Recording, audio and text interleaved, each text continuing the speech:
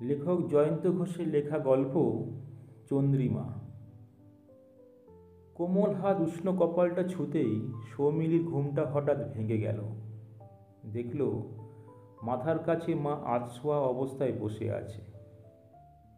আলতো সুরে জিজ্ঞেস করল, মা, তুমি এখনো শুতে যাওনি? শুয়েছিলাম, কিন্তু এখনো ঘুম আসেনি রে। মা, তুমি কিন্তু এখন কারণে অকারণে অযথা চিন্তা করো, এটা কিন্তু ঠিক না। এসব তুই বুঝবি না। শুধু আমাকে বল, কেন তুই এভাবে কৌস্তবকে দূরে সরিয়ে রাখছিস? কেন তুই এভাবে নিজের জীবনকেও নষ্ট করছিস? দেখো মা, তোমার বয়স হয়েছে। আমার এত দূরে বিয়ে হলে তোমাকে দেখাশোনার তো কেউ থাকবে না। আত্মীয় স্বজনরা যদি ভালো হতো তাহলে না হয় বুঝতাম। কাজের লোকের ওপর আমার কোনো ভরসা নেই। আর আমি তো শুধু এইটুকু একটা আবদার ওর কাছে রেখেছি যে আমার বিয়ে হলে আমার মাকেও আমার সাথে যেতে দিতে হবে। হঠাৎ বিপদ এলে এত দূর থেকে আমার যখন তখন আসা সম্ভব নয়। কলকাতা হলে তবুও না হয় একটা কথা ছিল। আমাকে কোনো বৃদ্ধাশ্রমে রেখে এলে হয় না? না মা, তা হবে না। আমি যতদিন বেঁচে আছি তোমায় আমি ওখানে রেখে আসতে পারবো না। আর কৌস্তবের আমি তো একটা পরীক্ষা বিয়ের আগেই নিয়ে নিলাম, ওর মানবিক মুখ মেনে নেওয়ার ক্ষমতা, সব কিছু। আমি একটা পুরুষ মানুষকে শুধুমাত্র ভালো মাইনে পাই বলে বিয়ে করতে পারবো না।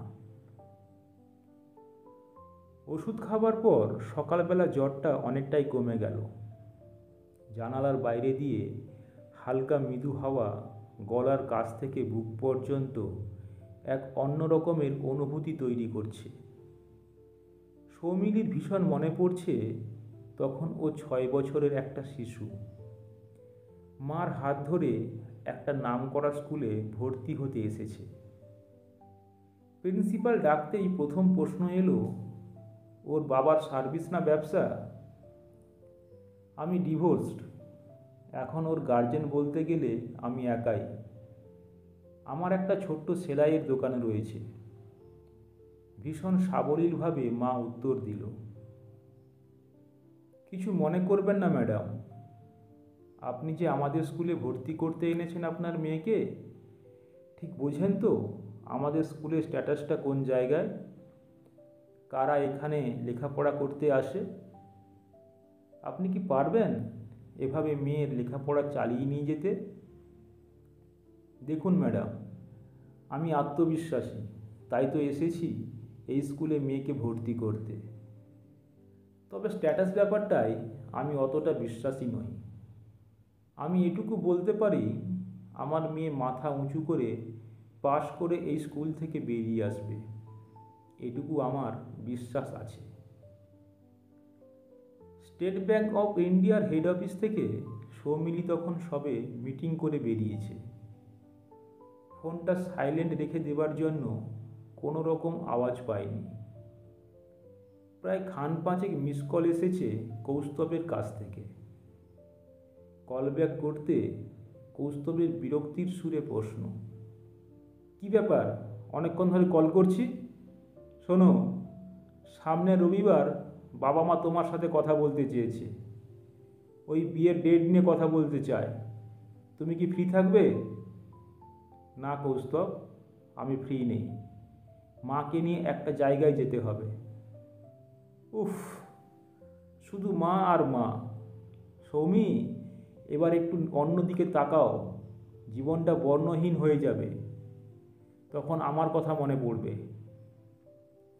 কৌস্তব, আমি তো তোমায় বলেই দিয়েছি, মাকে ছেড়ে থাকা আমার পক্ষে সম্ভব নয়।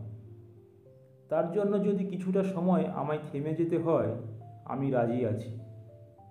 সরি, আমায় তুমি ভুল বুঝো না। তুমি তোমার মতন করে সিদ্ধান্ত নিও, আমার কোনো অভিযোগ থাকবে না। ফোনটা কেটে দিল সৌমিলি। স্ক্রিনে ভেসে এলো একটা বিখ্যাত প্রবাদ, তুমি কত ধীরে চলেছ সেটা কোনো ব্যাপারই নয়, না থেমে চলতে থাকাই আসল কথা। গল্পটি কেমন লাগলো কমেন্ট করে জানাবেন। গল্পটি যদি ভালো লেগে থাকে ভিডিওটিতে একটি লাইক করে দেবেন ও চ্যানেলটি সাবস্ক্রাইব করে পাশে থাকবেন। সবাই ভালো থাকবেন, সুস্থ থাকবেন। নমস্কার।